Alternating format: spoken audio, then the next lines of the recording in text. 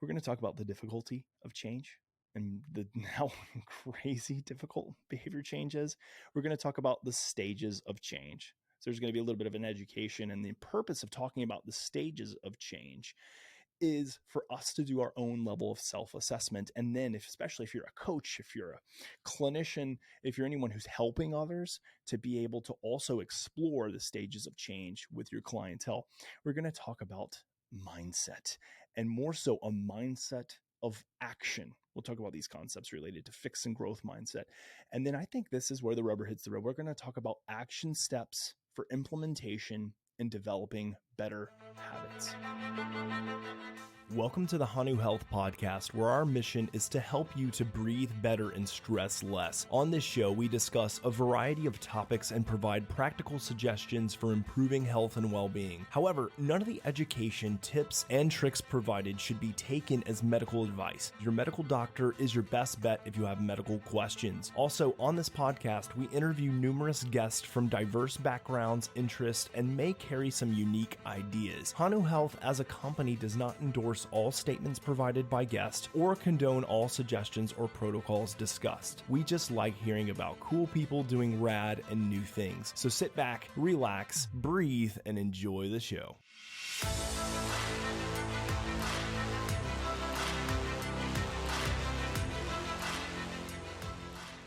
Hey, welcome back. I want to start off by saying thank you for being here, but also I'm not so sure that I have ever been this excited for a podcast. And I do a lot of podcasts, whether it be for obviously the one I'm doing now, Hanu Health, which is our podcast, but also as a guest on other podcasts. I just am really pumped about the information that I'm going to give you today. And the reason being is because I've been doing a lot of self-exploration lately. A lot of challenges have come my way, obstacles or what seemed like barriers or blockades, and I've been just doing a lot of soul searching. And one of the things that I have come across in my own level of journey and self-exploration has been this concept of authenticity and sticking true, or staying true at least, to who I am as a human being, who I am both personally and professionally and spiritually and relationally and academically and all these things. I've just been doing a lot of self-exploration. And so I'm really excited to share with you some thoughts and ideas today regarding that self-exploration, but more so along the lines of behavior change and what it means to truly enact or engage in behavioral change. Before we jump into today's content, I do want to remind everybody that we're still taking pre-orders. And not only are we taking pre-orders, but I'm going to give you an exclusive podcast discount because you're one of the faithful. A lot of our podcast listeners, the faithful ones, have already pre-ordered. But if you have not pulled the trigger just yet, well, we have some things that are going to sweeten the deal that's already there. The deal that's already there is that, hey, you're number one in line to get the amazing device that is Hanu. It is a full out platform that is intended to be a mechanism to regulate your stress response and also measure changes in your stress response. I usually like to flip-flop those. We provide you valuable insights as to how there are or are not changes in your stress response or changes in the autonomic nervous system, and then provide you with mechanisms for self-regulation via biofeedback, breath work, meditation exercises, and plenty of other amazing, valuable assessments and exercises. And we're going to give it to you for the low price of $180 for the device and your first year of membership.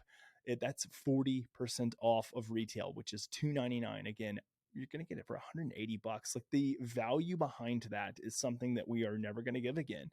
And you have the opportunity to do it. Just go on to hanuhealth.com. That's HANU health.com. Use coupon code POD40. That's POD, like the band, POD 40. And that's going to get you this $300 device for the low price of $180. And I think that you are going to be so immensely surprised and hopefully impressed with the amazingly valuable insights, maybe invaluable insights that you get from this device. And man, we have been working diligently on this thing, and you should just see the amount of updates that we've made. So if you have been following us for a long time, you've kind of already seen the evolution of what the app looks like. We have some stuff that is headed your way that is going to be mind blowing and is a game changer, like truly a game changer in terms of insight and direction and data visualization and making all of this data actionable so that you can build the most resilient nervous system that you possibly can. And it's done with Hanu.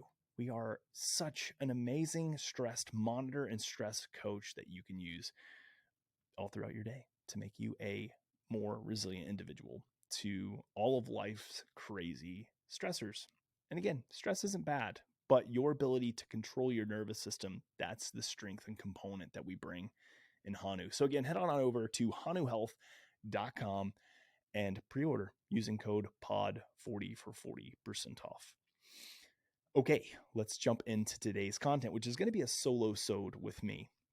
The one thing that I have reminded myself through this self-exploration period that I've taken, and I'll be the first to say too that it wasn't even necessarily myself who reminded me of this. It was actually my wife. So Hannah, if you're listening to this, I credit you almost solely for reminding me of this.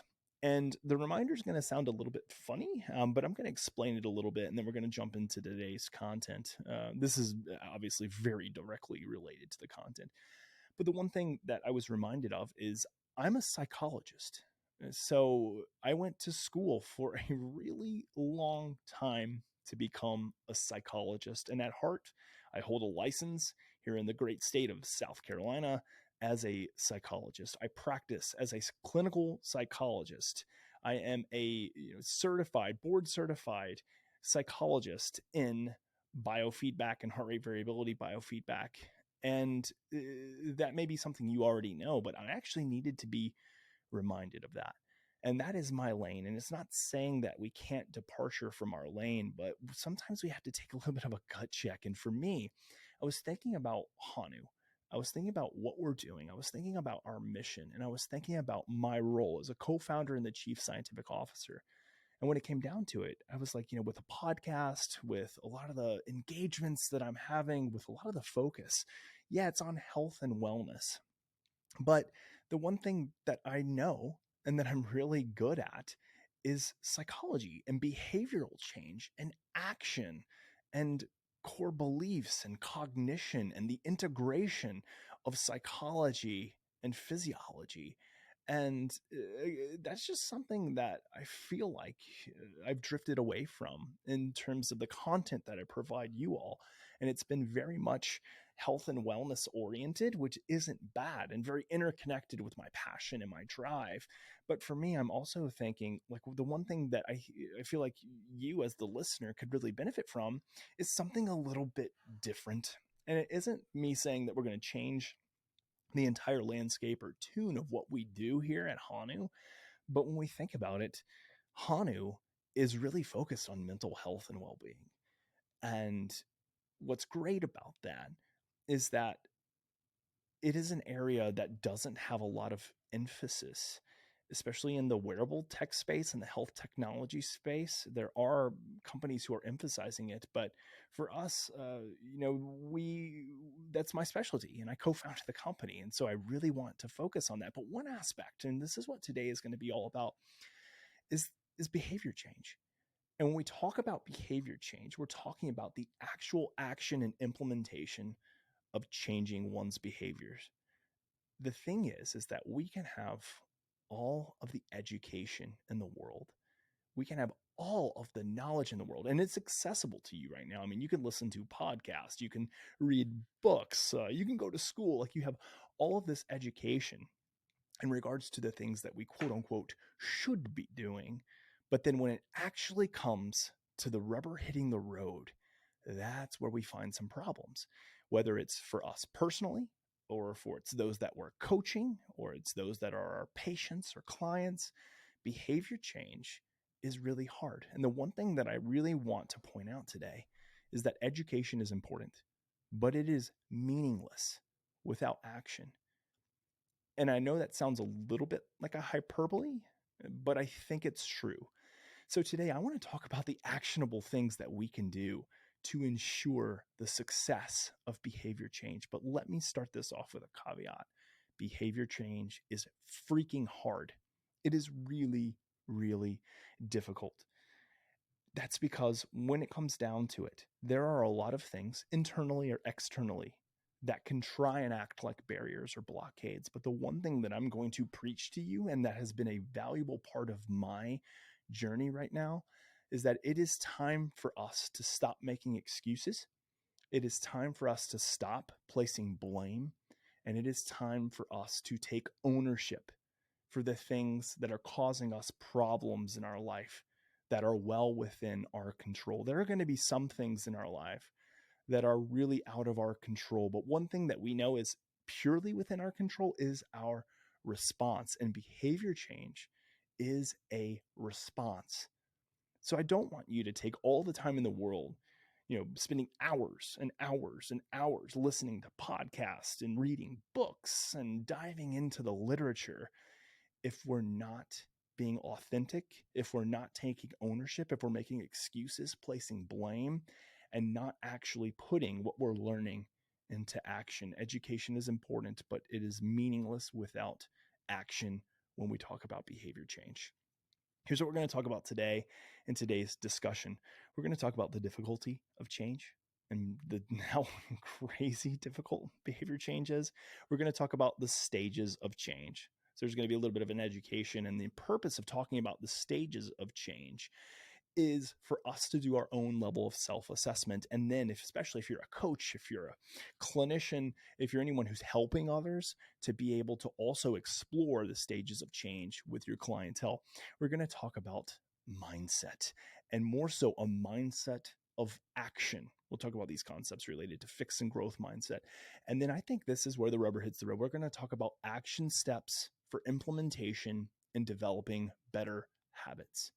So what are the things that you can do? What are our rules of thumb? I'm going to give multiple rules for behavior change, because again, when it comes down to actually engaging in things that are healthy for us, both for the mind, body, and spirit, you can learn about it all you want. But if you're not actually doing anything about it, or if you find that your attempts at implementing are falling short, well, it's probably time to do something else. It's probably time to enact different behavior. So we're going to talk about the behavioral components. I want to first speak to the heart. When I speak to the heart, I want to talk about my life and my challenges, because guess what? I've already mentioned and made it clear that I'm a psychologist. So if you don't know now, know that I'm a psychologist. And I spent a long time doing that. I went and did 4 years. I did my bachelor's of science in psychology. I did 2 years for a master's. Master's was in clinical counseling. And then I did another 5 years of school, which was another master's in clinical psychology and my doctoral degree in clinical psychology. And the 5 years was an APA accredited psychology program where I also did externships or practicums. I did internships, and then I did a postdoctoral fellowship in health psychology. And so a lot of training, a lot of effort went into this. And guess what? The reason I tell you that isn't to pat myself on the back for accolades, but it's to tell you that someone who is a licensed psychologist, someone who is a quote unquote professional and expert in behavioral change, I have had and I continue to have problems and difficulties with enacting behavioral change. Just because I'm a professional and an expert and a psychologist in this area doesn't mean that I cannot succumb to temptation, succumb to challenges, and have difficulty with enacting even small behavioral habits. But I have utilized some really specific strategies for both myself and others in order to better overcome some of the things that I have been challenged with in regards to health and wellness. Guess what? I'm human, which therefore makes me fallible. You are human, which makes you fallible. You are not perfect, and you never will be perfect. I hope this is, not the come to Jesus moment for you, but if it is, good.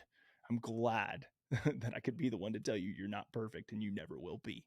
But that doesn't mean that you cannot strive to live a life that is meaningful, has purpose, and brings you and your tribe and your community value and intention. And so that's where I'd like to start here. Here's my challenges. Guess what? Yes, you probably know me as someone who has been in the health and wellness scene for a while, talks a lot about nutrition and extra exercise and focus and happiness and joy and living a life that does not allow stress to control me. But does that mean that I have everything perfect? Well, I've already told you that the answer is no there. But I've had specific, really hard and difficult challenges that I have worked through and some that still continue to rear their ugly head. One of my biggest demons all throughout my life has been food and has been poor food choices. Let me tell you a little bit about my story. So, growing up, not because of my parents' faults, because of their lack of whatever, or I guess I should say disregard for good quality food, I didn't eat well. I came from a fairly affluent family who could afford really good food, but what we chose to do, I think that's an okay way of saying it, is that we ate a lot of fast food and we ate a lot of junk food, and I ate a lot of candy, a lot of sweets, and a lot of just poor, processed, highly sugared, really bad fat food. And this was something that carried over into my college years and even beyond. If I had the opportunity to eat food that wasn't so great for me, I would do it. It offered as a great distraction. It was a great way to ease anxiety. It can still be a great distraction, a way to ease anxiety, but it's all temporary and it all leads to really poor or bad outcomes every single time. But it's been my challenge and it continues to be a challenge at times. However, I have implemented a lot of things that have helped me a lot in regards to poor food choices. I used to be somebody who would closet eat and would eat things that were really bad away from others, but pretend like I had things all together in terms of mental wellness and food. When in the back, I was eating Doritos and munching on Oreos and, eating whatever. There was a story, and again, I'm allowing myself to share a little bit of my heart. There's a story when I first got married and it was in graduate school. My wife and I were trying to eliminate some of the poor food choices that we were making, where I bought a bag of Doritos and I was like literally like eating them in the closet and stuffed them in a backpack so that my wife like wouldn't find them. You can see kind of the guilt and shame that's kind of tied with this type of behavior. But I knew it was something that was basically against the commitment that my wife and I were making.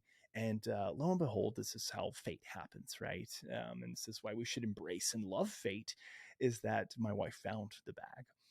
And she basically was like, what is this? And I mean, what am I, supposed to do? Make up a lie and say that a leprechaun jumped in my closet and stuffed the Doritos in the bag in an effort to sabotage me in my marriage? No, like I made the choice and I had to own it.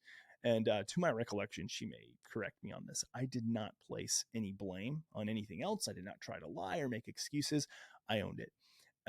And it was a wake up call for me. It was one of those come to Jesus moments, and I needed it. And, it wasn't like I was being a glutton and going out and, say ordering 15 pizzas and like, just kind of going out and doing all these types of things, which kind of sounds like an excuse. So I need to shut up. But I was doing something that was directly against kind of the commitment that I had made, and it was difficult for me. And those things are still challenging for me. As much as I want to provide this image that I've got it all together in terms of food choices and exercises, like I make poor choices at times. Another one for me is distraction. Like I've always been told by people that I can be easily distracted by things. And some people have even termed this as ADHD. And I have always fought against that because as someone who's a clinician, I've seen ADHD. I know exactly what it looks like But sometimes it's really hard for us to be objective with ourselves. And we need that outside bystander, that objective individual who can look from the outside in to give us that feedback. And I was pretty resistant to that feedback. But I finally, after a long time, came to the conclusion that I'm easily distracted.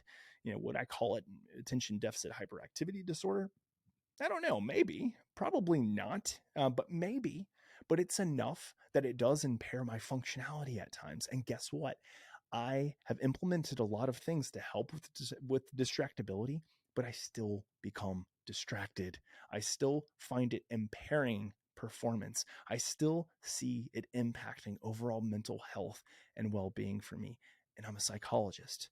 So if you're one of those individuals who thinks that there are certain people that have it all together, they're not. They have obstacles, they have problems. But the last thing that we need to do is look to these external cases and start trying to compare ourselves or even making blame cases for why we're doing what we're doing. We have to have extreme ownership. Oh, Jocko there. Jocko, if you're listening, I sure hope you are. I know you're not. And then you never know. Maybe this will make it viral one day and Jocko will listen. I love this idea of extreme ownership because when it comes down to the behaviors that we are engaging in, it's all on us. It is all within our control. And we have to be the one to take ownership of what we're doing and why we're doing it. Let's start off with this role, or this concept, I should say, of the difficulty of change. I've said it already, but I'll say it again. Let's be clear. Behavior change is freaking hard. That is why there are so many health coaches and psychologists and counselors and accountability partners and physicians, is because behavior change tends to be the most challenging component of overall health and well-being. And that's because behavior change takes energy. Behavior change takes work. Behavior change takes a level of self-awareness and then the ability to actually implement the things that you are hopefully committing to. We are up against a lot of challenges, both internal challenges and external challenges. When we think about internal challenges, we're talking about things like anxiety, stress, depression, unresolved trauma, distraction, mental health concerns. These are the things that are internally holding us back. It could be chronic pain. It could be something that is awry with our physiology or with our nervous system. The internal challenges are typically the most powerful components. But we also experience external challenges, relationships, work challenges, the supermarket, commercials, these palatable foods. Like we are fighting against external challenges and internal biological challenges that can be very much linked with external challenges.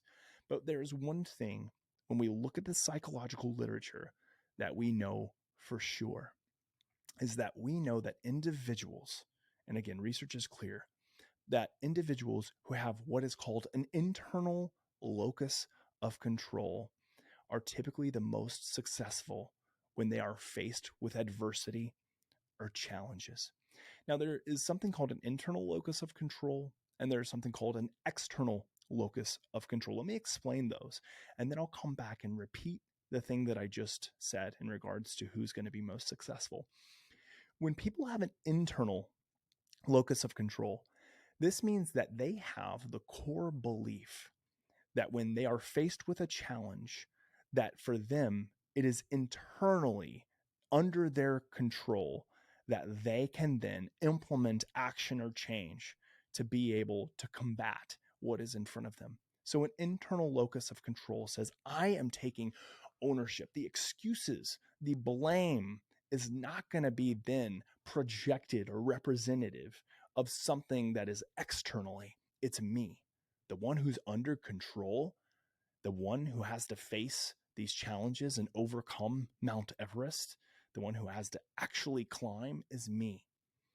The external focus or the external locus of control is when people tend to externalize the control of what's happening to them. What does that look like from an example? Well, it could be it was my boss's fault that I didn't get a promotion and that I didn't succeed, that I didn't hit my goals, or maybe other workers, subordinates. External locus of control looks and says that it is these things outside of my control that are causing the challenges. These are the things, and not even causing the challenges, but are the catalyst. It's these outside circumstances that dictate what happens in my life. It's almost like this predestination, and I have no control. This is kind of all destiny and fate, and there's nothing I can do about it. What research is clear is that the most successful change will occur in those who have an internal locus of control. So, my challenge to you, number one, this is the first challenge of the day, is for you to ask yourself, what is my locus of control? Is it internal? I believe that the outcome is going to be representative of what I can do, or is the outcome going to be representative of things in my environment that I have no control over? You need to be a big boy or big girl and ask yourself this question, right? And be honest with yourself. There's been a lot of times in my own life who I've liked to project or place blame on things that are external and say, well, no, it wasn't me. Like, I did all I could. And then when I look back in retrospect, I say, wow, I was really displacing a lot of stuff there, and I shouldn't have. So that's the first question you should ask yourself. And then what do we do then to help formulate a better internal locus of control? Because we know from research that these are the individuals who are going to be most successful. Well, the first thing is that we have to do a high level of self-exploration where we are honest with ourselves. Now, there are certain circumstances that are going to lead to challenges that are external, that are out of our control. You lose a job, you lose a spouse, you lose a family member. You have these things that are going to that occur externally. But what is within our internal locus of control? It is our response. I hate hearing about people saying something to the extent of, they made me mad. They made me upset. He made me hit him. That's kind of an extreme example, but people get into fights. I mean, it can happen. These are things that I hear so often that are representative of this external locus of control. But indeed, when we think about our emotional response, when we think about our behavioral response, is that this has to be conceptualized as internally focused and within our control. So that's the first thing. Next thing I want to talk about are the stages of change. I love talking about the stages of change because they're extremely important for us when we do self-analysis or when we help clientele or whoever we're working with the analysis of where they are within kind of the progress or lack of progress, we should say, in behavioral change. Now, there is probably the most common theoretical model is called the trans-theoretical model of change. It was developed back in, I believe, 1970s, maybe like late 70s, by Prochaska and DiClemente. They published a paper on these 5 stages. And you could throw a 6th stage in there, but I'm going to talk predominantly about the model that they created that has been researched in the field of addictions, but also just in general health behavior change. And the stages are pre-contemplation, contemplation, preparation, action, and maintenance. And then the 6th one that we could add would be a relapse, but we're not going to talk about relapse. And the reason we aren't going to talk about it isn't just because, it's a one that we don't want to talk about. If it's something you don't want to talk about, then it's probably the thing that you should talk about. But for the sake of time, we're going to kind of start with something that hasn't been started before, but we know should be, or maybe we don't know because we're pretty contemplative.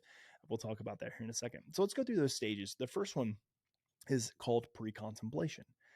And pre-contemplation occurs when someone has no intention of changing. They have a lack of awareness that for them, there is no problem.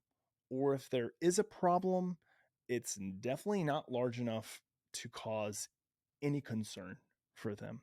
What is the goal of this stage? So if someone finds themselves in the pre-contemplative stage, again, no intention of changing, lack of awareness of this being a problem, then the goal, if we're working with people or if we're trying to change ourselves or we're thinking about changing ourselves or we're doing that self-exploration right now, we need to begin to build awareness of the problematic nature of the behavior, identifying whether or not or what the difficulty is that is a result of this behavior. This is one of the most challenging places to be. And that is because for us, if we're working through something on our own or trying or thinking about working through something on our own, or if it's with a client or a patient you're working with, it's the most challenging because of a general lack of awareness. Sometimes, and this is just true in life, it takes a swift kick to the shins in order to come to the realization that what you're doing or what we're doing is negatively impacting you. It's those come to Jesus moments. It's those moments where the friend says, this is impacting your relationship. You get in trouble with the law because you're drinking and driving.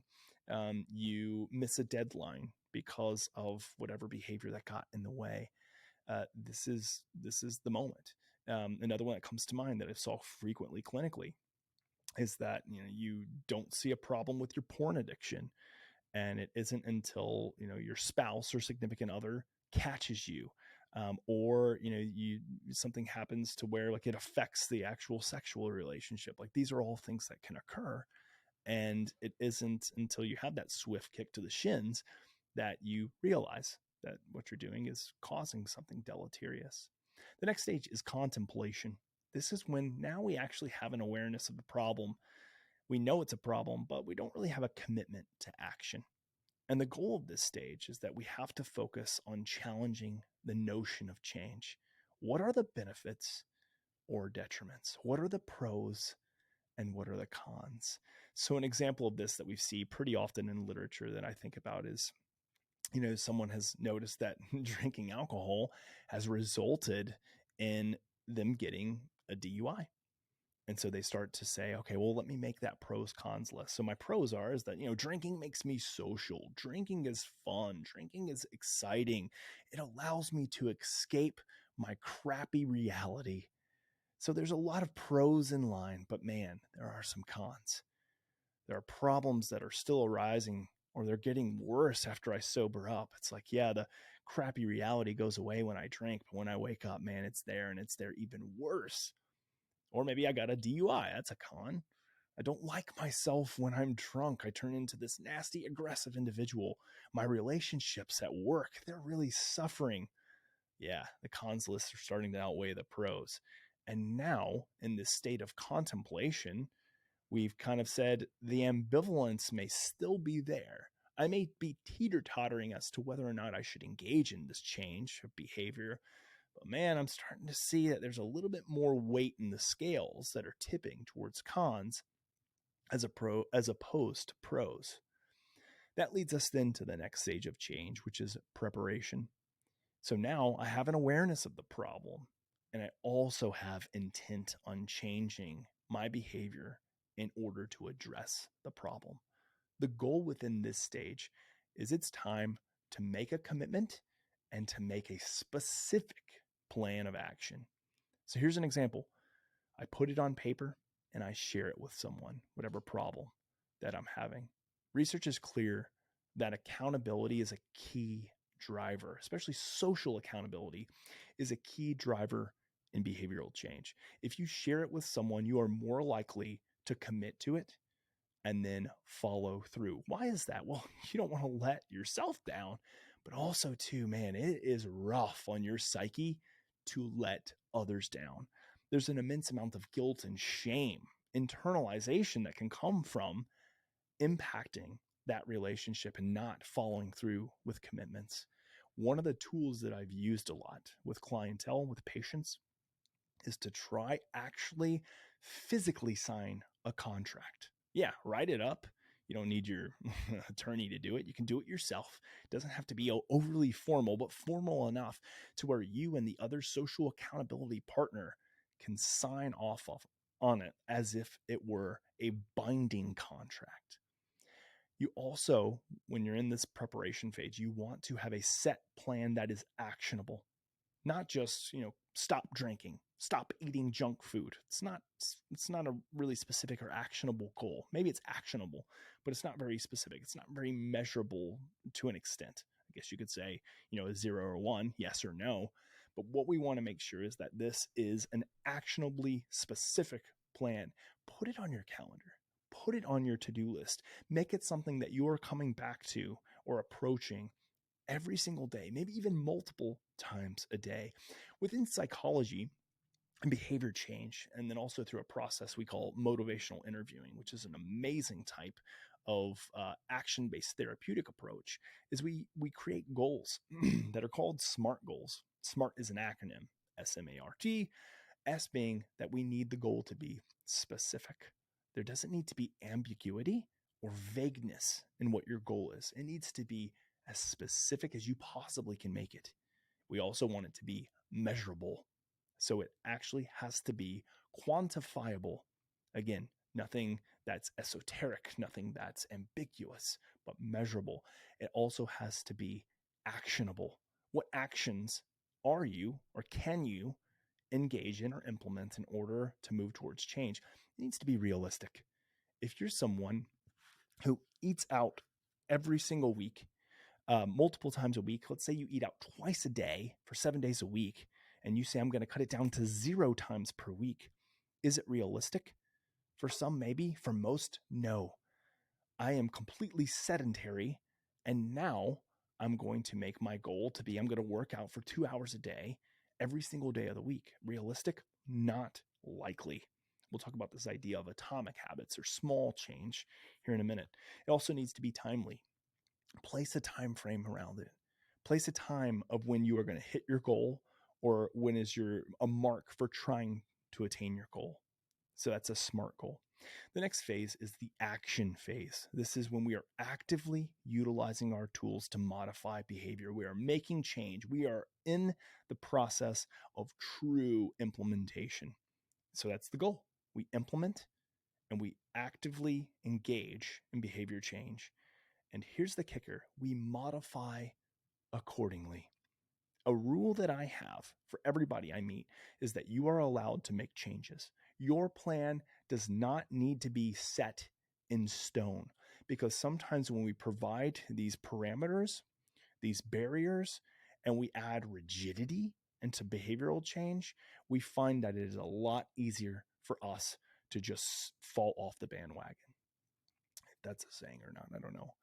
What I mean by this is that if we are really rigid with our behaviors, if we say, I am going to do the keto diet and I am going to never allow myself to eat a bowl of rice and come out of a state of ketosis, then what is likely to happen? Yeah, maybe you do keto for 1 or 2 weeks.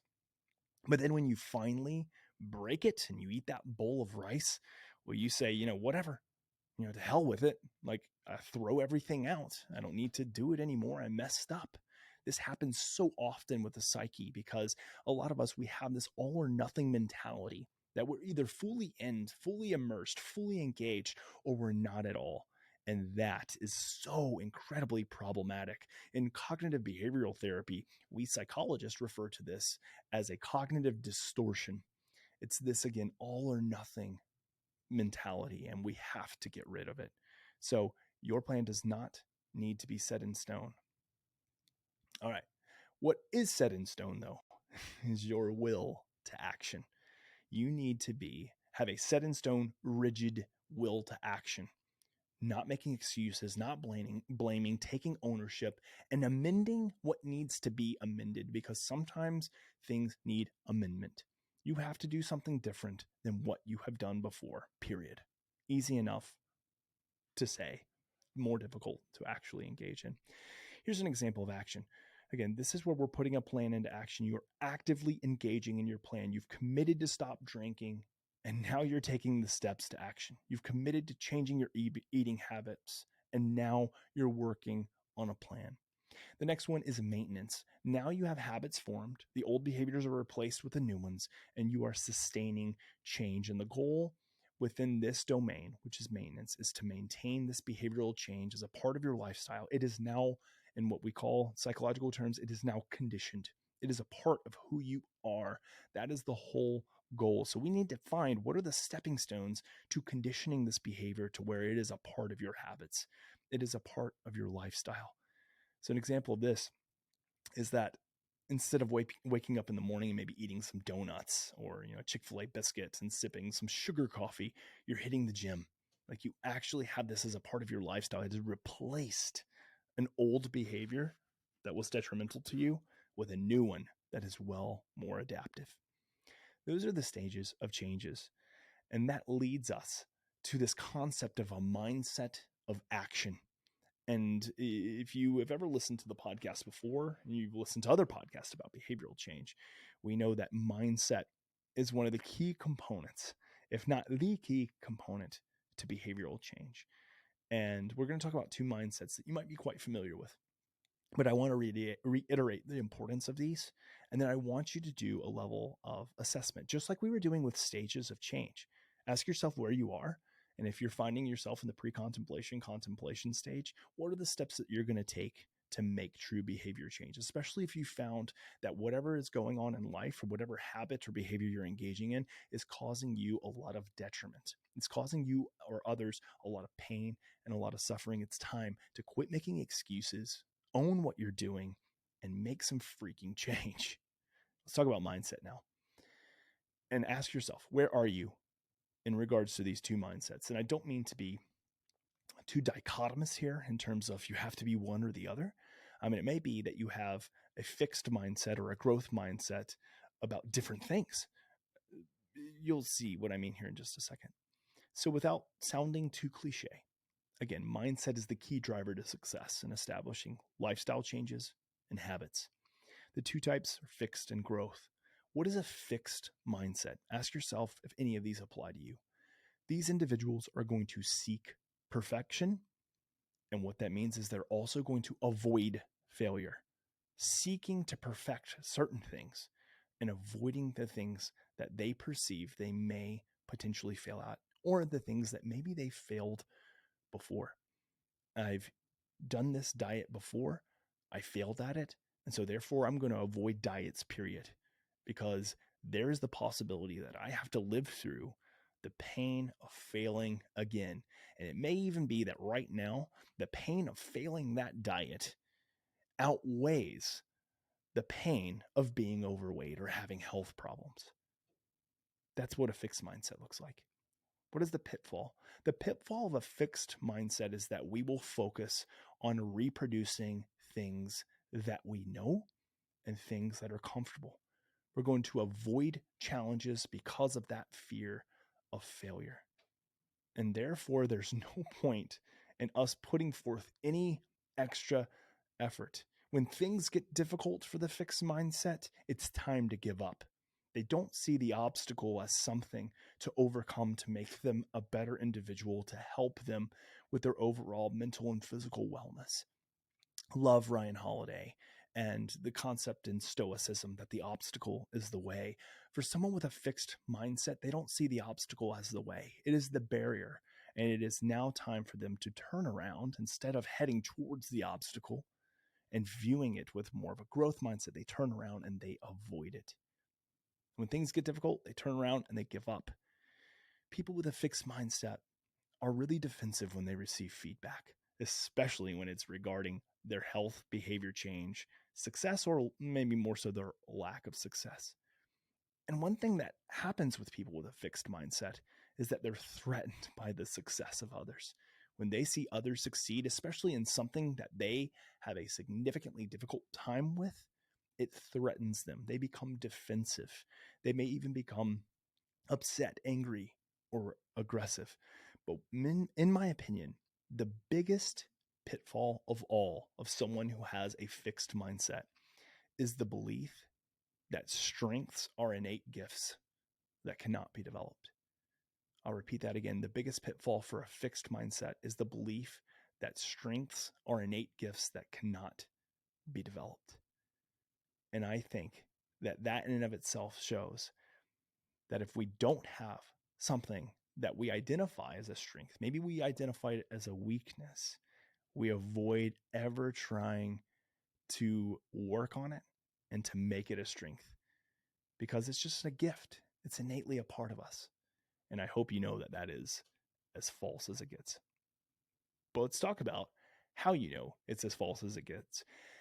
This is because we have to take on a growth mindset. These are people who are going to seek to learn, to grow, and to develop. And a key characteristic of these individuals is a focus on improving how we do things, making our weaknesses our greatest strengths. Ben Pakulski, a good friend of mine, talked about this before, and I love what he has to say about this. He works way harder on his weaknesses than on his strengths because he wants to make his weaknesses his greatest strengths. Jocko Willink is another guy that I've already talked about on this podcast. But when he embraces challenge, which he does, he embraces challenge, his response when he's encountered with something that appears to be a barrier, that appears to be a blockade, is he says, good. He just says, good. And that is his mindset, because what that means is that challenge that is in front of you is something that you can embrace as a growth edge. It's a mechanism for helping you to develop something that may be difficult for you to develop, but will only reap positive benefits in the end. So your company didn't get backed by venture capital. Well, good. You remain an owner of a large percentage of the company that you may have lost out on. And you have more direction or the ability to dictate where the company is going as opposed to if you didn't. Another one, let's see, I was trying to think of a good one. This is one that Jocko has said before, and I love it. You didn't pass your driver's test. This would be like, to a 16-year-old adolescent. Good. Because I'd rather you fail in front of this what is it called? When you go to the place, I was almost said DUI. Where they do the driver's instruction? I sound like a crazy man. I can't even think of what it's called now. You're taking the driver's test, so rather you fail in front of that individual than fail in front of a cop, or fail fail by doing something that could have been caught earlier, but now causes you to take the life of a person or individuals in the car next to you because you wrecked into them, or whatever it may be. The idea behind Jocko's good is saying that we can take what's in front of us and not just celebrate it and be so happy for it, but say good because there is something that is going to challenge us to mold our behavior and overcome this. And on the other side of this, we are going to be individuals who are more, who are developing more fortitude and strength. Every opportunity, good or bad, is a mechanism for learning and growing. We also have to make sure when we have a growth mindset that we are persisting, even when things are difficult. The person with the growth mindset learns and responds positively to criticism. They find lessons in others' success. They surround themselves with others who have put in the time and succeeded, and they learn. A growth mindset is freedom, and a fixed mindset is limiting. Last thing before I get into actionable steps is to talk about someone named Aaliyah Crum. She was on Dr. Andrew Huberman's podcast. She is a researcher and psychologist out of Stanford, and she talks about this amazing growth mindset when we talk about adversity and stress. And obviously, excuse me, here on the Hanu Health podcast, we think a lot about the benefits of stress. And we think about stress as something that we encounter as inherently good, but can be, of course, bad. We know that when we take time, and this is the research that comes out of Aaliyah Crum's lab in Stanford, is that when we take the time to think about the benefits of stress, when we're encountering stressors, when we're encountering anxiety, this results in stress being more beneficial. And guess what? The opposite is true as well. When we think about the detriments, when we think about the blockades, when we think about the holdbacks of stress, then this will result in stress being more detrimental. Simply put, our mindset, our thought about adversity, our thought about challenges, our thought about obstacles, the way we view and perceive and encounter and interact with all of those variables is going to dictate the outcome. Are we going to choose to interact it by seeing the benefits of the challenges in front of us from a behavioral change perspective, or are we going to look at the blockades, the barriers, and the problems that can persist? That is up to us. So one thing more, I said I was going to end it, but I got one more thing, is as we transition, is to think about how do we transition from a fixed to a growth mindset. We have to have a high level of self-awareness. And here's the thing, you have to acknowledge when you have a fixed mindset. You are not perfect. And I've already mentioned that, but you are not perfect. And we all have phases of fixed mindsets. You're not doing yourself any favors by lying to yourself and convincing yourself you are something that you're not. Your actions are a direct result of your beliefs and mindset. So if you see that you are falling short of your behavioral goals, then you need to check your mindset. All right, action steps. What are the practical tools? What are the things that we can put into our toolbox so that we can ensure a greater potential for success? We're still going to have barriers. We're going to have blockades. Things are going to cause us problems at times. But we can arm ourselves with certain practical tools for behavioral change. And let me get this sip of water because I'm a little parched today. Good electrolytes too. That's my plug for Element. Not sponsored of not sponsoring the episode or anything or the podcast, but good stuff. Okay, I'm going to give you a set of rules now for action steps. Number 1, atomic habits, and one behavioral change at a time. So James Clear wrote an amazing book about atomic habits. If you think about what atomic means, we're talking about atom, small. Think about how small an atom is. If you take yourself back to, what is that, like maybe 9th grade chemistry or biology. I don't even remember which, when we learned about atoms, probably earlier than that, maybe middle school. But we know that these are the smallest forms of matter, are atoms. And the thing about atoms is that they are very tiny. And the thing about habits is that they should start off at least as tiny, because we know that these small little habitual change can result in a larger, greater outcome sometimes than trying to engage in something that is far too unrealistic or far too large. So the thing that I would challenge you is, instead of trying to wipe the slate clean and start over with every single thing that you do in your life, just pick one small change. Because if you try and make unrealistic changes, you are destined to fail. Start small, make sure that you are changing things that matter. An example here is that, again, if you try to go from sedentary to working out every day for 2 hours, destined to fail. A better replacement would be commit to working out 2 times a week for 15 minutes, or go for, one 10-minute walk 3 out of 7 days of the week. These are changes that are more realistic and are more atomic and can be easily converted, or I should say more easily converted, into habits.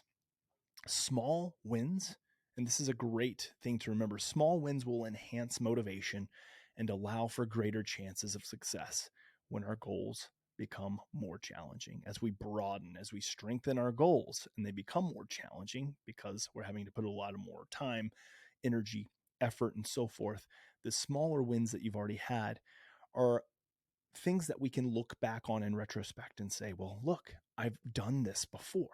Maybe the magnitude's a little bit greater now because we always want to grow and progress. But I have the ability to look back and say that I got some check marks on the page of my to-do list. This is one of the things that I do every morning with making my bed and with 100 push-ups. I make my bed every single morning because if I look back at the end of the day, I want to say that I at least accomplished one thing. No matter what happens, I got one thing done. I do 100 push-ups regardless of whether or not I'm going to the gym that morning, which I'm normally going to the gym that morning, because if something blockades my way and I can't make it to the gym for whatever reason, I can look back at the end of the day and said, I still worked out. I still did 100 push-ups. That's one thing that you can do. You don't have to use my examples and implement those into your life, but those are my examples. One thing too about small habit changes is I do understand and realize they're not for everyone. Some people work really well under pressure and they like to have high goals. This is why you need to know thyself. But the general rule of thumb is that engaging in small atomic habits or creating small atomic habits is going to be a great place to start and will reap most people a lot of benefit. Make your goals smart. I've already mentioned that.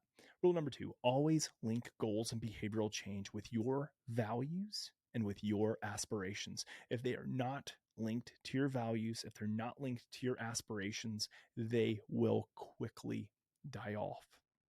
We know that when goals are linked to values, they will be linked, I should say, to meaning and purpose. And when they're linked to meaning and purpose, we know that this is going to significantly increase the chances that you'll follow through. Far too often, our goals are linked to idealism. Excuse me, let me pronounce that correctly. Idealism. And they're linked to others who I think the ideal self should be. It's, the so-and-so that I heard that's an influencer. They do all these things. So therefore, I need to have goals to become like them. Maybe, or maybe not. Maybe we have to take a deep exploration into our sense of meaning and value and purpose and our aspirations, and then say, is this in line? Is this congruent? Does this mesh? So stop living a life of idealism. Stop living a life of trying to please others with your goals. This needs to be tied to your value, to your aspirations, to your meaning, to your purpose. Rule number 3, combine behaviors with things that you always do. And I put always in all caps. Make it stupid simple. Michael Scott, right? Keep it simple, stupid. I love that concept when it comes to behavioral change. If you combine or link behaviors with things that you always do, if you don't always, at least initially, this is what I should say, when you're trying to first get into the action phase of behavior change, is that you link it to things that you always do. If you don't meditate for 30 minutes, then trying to say I'm going from nothing to cold turkey, nothing, which would be like cold turkey, to 30 minutes of meditation every single day, you're probably going to fail. There's a reason why Calm and Headspace and some other programs, while they're amazing programs, have a high churn or attrition rate, is because a lot of people go from nothing to trying to do a bunch, and then it doesn't work for them. And there's other reasons too, depending on the practice, but that's one major one. So what's something that you can do? If you've never done breath work before, try to link it with something that you always do. Well, you probably either daily or maybe every other day, or if you're, a weirdo, maybe once or twice a week, you get in the shower and you shower off. What do you do during that time? Well, maybe you think, maybe you zone out, or maybe you can try to do some breath work and link it with something that you always do. Maybe you always brush your teeth every day, or you do it twice a day, hopefully, at least once a day. I'm not going to make a judgment, but brushing teeth is probably a pretty good thing. I don't know. We're going to get some research that says otherwise, knowing us. Why don't we do some nasal breathing while brushing our teeth? Again, it doesn't have to be anything formal, but it's linked to something that you always do. What else are you going to do? Maybe think, yeah, that's fine, but you can also link it with something that you're trying to change. Maybe you're adding breath work in, great to do while you're brushing your teeth. Another example, a down regulation of your nervous system in between sets while you're working out. A lot of people are always working out and they get on their phone in between sets. Why don't you start linking it with things that you're trying to implement? You're trying to teach autonomic control of your nervous system. Well, do it during a space and time that's always there, like in between a working set during a workout. Next thing would be like gratitude. It's something that I like to both write down so that I have that practice, but also share and also think about. Gratitude also starts in the mind. It starts in the heart. Why not do it when you're doing something that you always do? Going back to the shower, maybe you're sitting on the toilet and you go to the toilet every day. Maybe that's an opportune time for you to condition and link a behavior or something that you aspire to do with something that you always do. Rule number 4, establish a reward system. First things first, there's no need to indulge in something that could cause a relapse. So if you have like 10 days of sobriety, like if that's your goal, Don't say, oh, I've got 10 days of sobriety, so the way I reward myself is with a drink. Okay, no. But we do want to give ourselves some level of reward for progress. We know from research that this can be very helpful to an extent. You have to use an abundance of caution. An example is, I met my goal of no junk food for this entire week. This sounds like me. I want to reward myself with something that's going to reinforce that behavior. Like maybe I go out to the movies, or my wife and I go out on a date, and it's contingent again on me making that goal. Something that's simple, doesn't have to cost a lot of money, may not even have to cost any money, but it's something that we can do to reward ourselves and condition that behavioral response. Rule number 5, final rule, and it's not limited to these rules. These are just ones I created for today's podcast. Rule number 5 is accountability. The research demonstrates that social accountability enhances the chances for success in behavioral change. Period. Some studies actually even say that social accountability increases success up to 42%. So people who have social accountability, we have a buddy that's helping us, or maybe even doing the job with us or doing the goal with us, this increases the chances of success by 42%. Like, that's a pretty good increase in chances of success. We already know that behavior change is hard. It's difficult. Why go on that journey alone? Like, maybe you're a good lone wolf and that's effective for you, but for a lot of people, even those who think they're lone wolves, do better when they have a level of social accountability. So what's the action step here? Find a buddy and get going. Like, you can either tell a buddy about it and make the contract like we talked about earlier, or even better, my recommendation as a psychologist, have them join in with you. As long as the goal is realistic for them, it's smart for them, and it's tied with their value and with their aspirations and will give them a sense of meaning and purpose, then have them join in with you. If you can do that, if it's like a family member or even just like a buddy of yours, a coworker, whoever it may be, I think that there's a lot of strength and a lot of power in that level of social accountability. And the research is pretty clear on that. So that's it. Those are the action steps. I know that was a bit lengthy on behavior change, but I think, again, education without action is pretty meaningless. And so we all know that we should be doing certain things, but actually putting them into action, implementing something different, is so freaking hard. There's a lot more to cover within this domain, but I think it's a really good place to start. So if you're finding yourself kind of at this place of pre-contemplation or contemplation, or even just kind of like at the fork in the road, and it's, the fork is either you continue doing what you're doing or you start making change, you need to assess the value of staying where you are or the value of change. What I have found for the most part, and this comes as a scientist, as a clinician, and as someone who just loves talking and researching and implementing behavior change, if you will, is that I have found that when you're at that fork in the road and it's either the opportunity to continue what you're doing or make a change, if you're at the fork in the road and you've gotten to that place, it's probably time to take the path of change, to take the path of action. And the biggest barrier that we're going to have that's going to keep us doing the same thing is that we're going to make excuses. We're going to externalize. We're going to tell ourselves that we don't have the ability to do it. I can't. I don't have the strength. I don't have the time. I don't have the money. You're going to make excuses until the day you die. That's human nature, is for us to make excuses. But what we know is that this is all within your control. You have the ability to direct your pathway when it comes to behavior change. And it is time now for you to make the conscious decision, especially if you've identified that something is quite problematic for you. It is causing you pain. It is resulting in continued anxiety, stress, depression, unresolved trauma, whatever it may be, chronic pain, physiological issues like diabetes, cardiovascular disease. Like, we can make all the excuses in the world, but what we have to do, it is imperative for us to do, is to make the change. It's to stop or lay down the excuses, stop blaming others, take extreme ownership of our actions. Easier said than done, but we can all do it. You have the power and the ability to do it. And so that's my challenge to you. I hope this has been helpful.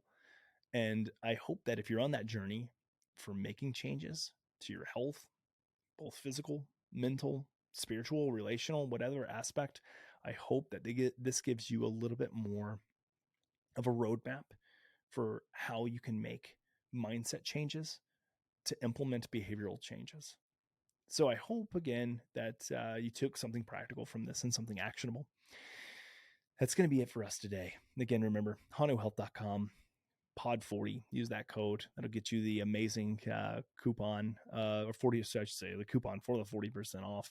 And a lot of what we're talking about today is going to be implemented and built into the app. I've just had a lot of convictions around behavior change and how we can put this into an application to help a lot of people, including myself. Because I'm fallible. I'm a psychologist. I have all the head knowledge in the world, and I got a lot to learn, but I have a lot of head knowledge compared to the average individual on behavioral change. And guess what? I still find it challenging. Am I going to use it as an excuse just because I'm human? No. I'm not going to use fallibility as an excuse. I'm going to acknowledge it. I'm self-aware that it happens, but now it's time for me to shut up and get going. Because when it comes down to it, like, the person who's going to make the behavioral change for me is not going to be anyone else. At the end of the day, I'm the one who's going to do it. I got to pull the trigger. And if I don't pull the trigger, that's on me. It's on me.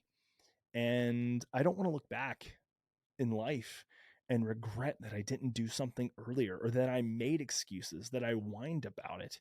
I just want to get going, and I want to do it. And I've got a lot of growth in this aspect. There are so many things that I continue to find myself fixed about in regards to mindset, and that's on me. And now it's time for me to make a change. It's time for you to make a change. It's time for all of us to get off of our high horse, to stop blaming others, and to say, I'm taking ownership. I'm going for it. All right, everybody, have a wonderful week. We love you all. We appreciate kind of your willingness to sit through and listen to me and listen to us, and to, just place your time, your money, and your effort into following Hanu. So we're really grateful, really blessed for that. You all have a wonderful week, and we'll see you next Friday. Thanks for listening to the Hanu Health Podcast. We hope you enjoyed the show. This podcast would not happen without listeners and supporters like you. And the best way to support us and the show is to head on over to iTunes and provide us with a 5-star review. This helps us reach others and spread the good word of breathing and stress resiliency. If we read your 5-star review on air, please reach out to podcast@hanuhealth.com with your name and mailing address, and we will send you some sweet Hanu gear. Until next time, breathe better and stress less.